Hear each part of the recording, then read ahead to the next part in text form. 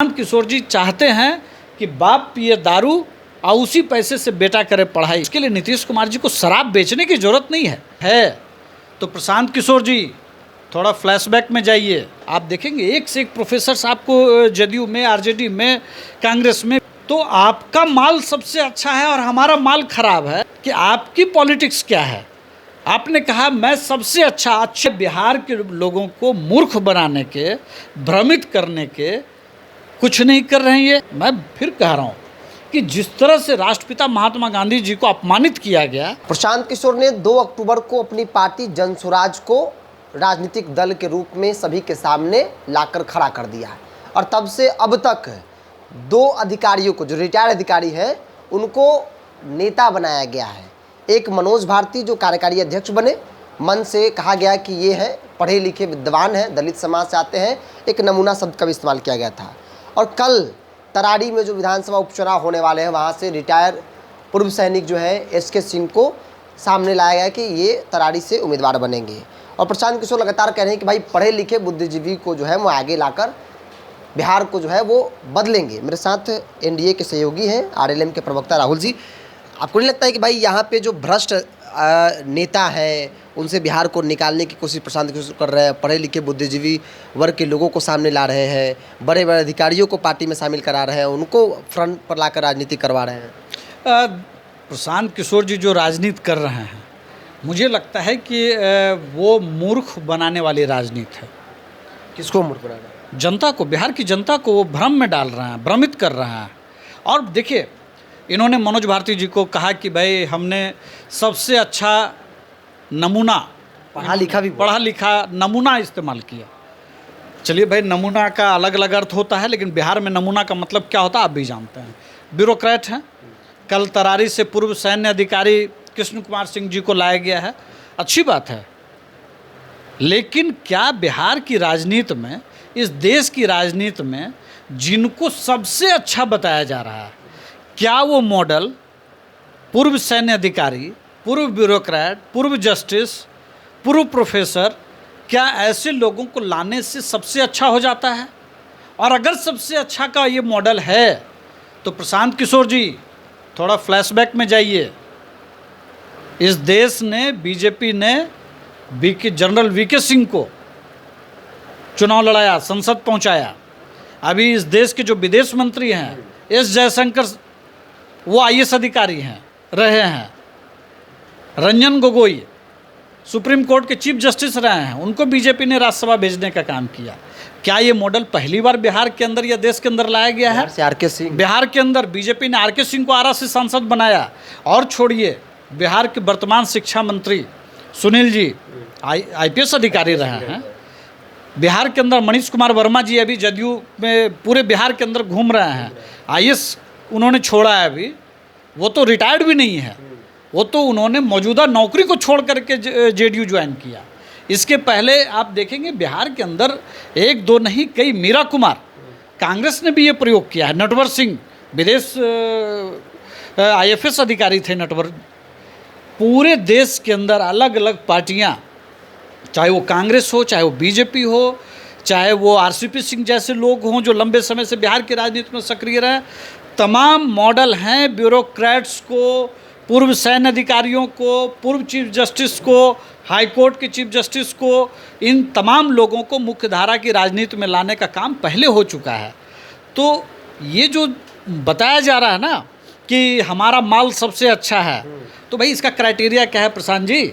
आपका माल सबसे अच्छा और हमारा माल उन्हीं ब्यूरोक्रेट्स, उन्हीं सैन्य अधिकारी या उन्हीं फॉरेन सर्विस के अधिकारी या आईपीएस अफसर्स या प्रोफेसर्स। आप देखेंगे एक से एक प्रोफेसर्स आपको जदयू में, आरजेडी में, कांग्रेस में, बीजेपी में, लेफ्ट पार्टियों में आपको मिल जाएंगे।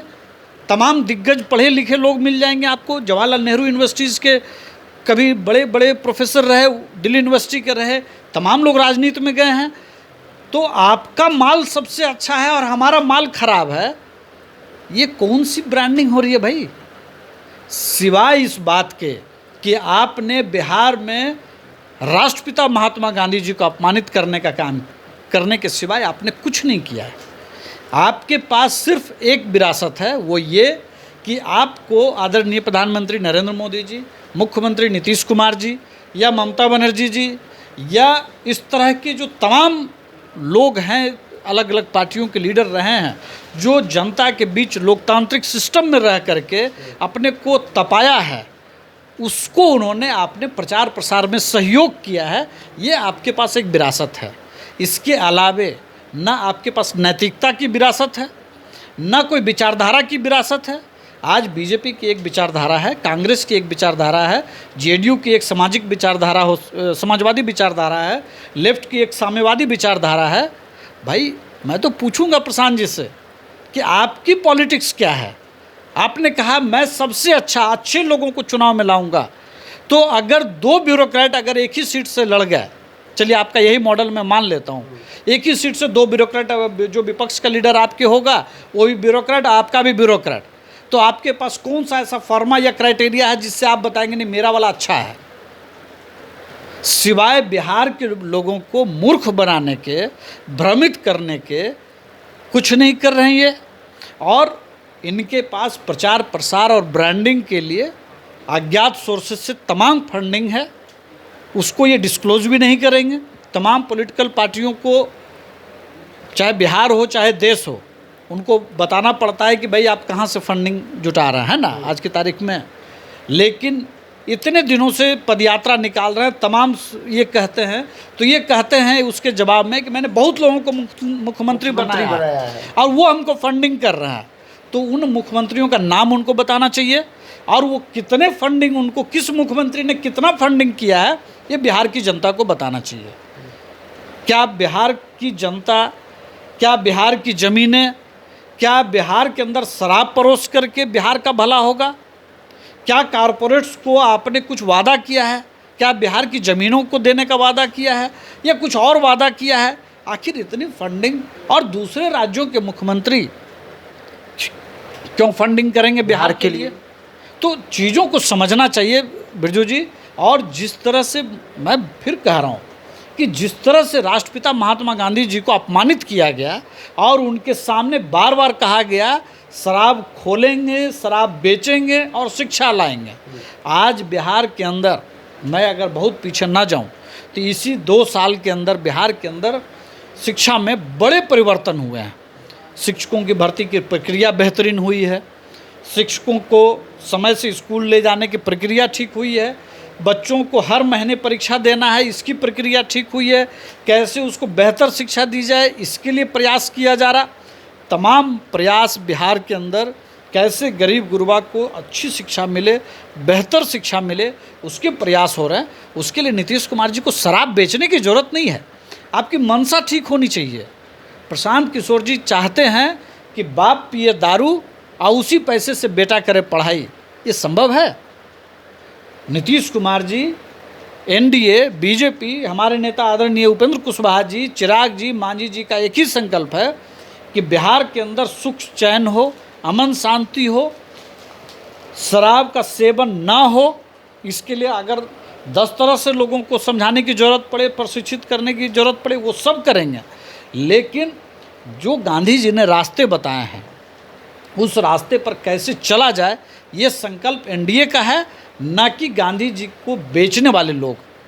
चलिए, चर्चा की शुरुआत वो अधिकारी को लेकर उन्होंने कहा कि पारदर्शिता होनी चाहिए जनता और नेताओं के बीच में। अगर प्रशांत किशोर कह रहे हैं कि मेरे पास करोड़ों रुपए आते हैं, उन लोगों द्वारा दिए जाते हैं जिनको हमने एक मुकाम पर पहुंचाया, कई राज्यों में मुख्यमंत्री बनाया, तो इस बात को कहते हैं। लेकिन सवाल है कि भाई कहाँ से आता है, कौन करता है? अगर कोई दूसरे राज्य का मुख्यमंत्री, दूसरे राज्य की पार्टी अगर बिहार के राजनीति के लिए अगर आपको फंड करता है तो क्यों करता है, ये बातें भी लोगों को समझना चाहिए। प्रशांत किशोर जिन्हें आगे कर जिन अधिकारियों को आगे कर बता रहे हैं कि मेरा अच्छा है, तो फिर इस तरह के कई अधिकारी पहले से राजनीति में विभिन्न दल, न सिर्फ भाजपा कांग्रेस बल्कि आपको अलग अलग दलों में मिल जाएंगे। कोई एमपी है, कोई एमएलए है, कोई स्ट्रगल कर रहा है, कोई मिनिस्टर बना, कई नाम ऐसे हैं जो रिटायरमेंट के बाद या फिर ऑन ड्यूटी वो छोड़कर जो है वो राजनीति में आते हैं और आज वो काम कर रहे हैं। आपकी क्या राय है? आप अपनी राय को कमेंट्स बॉक्स में रखिए।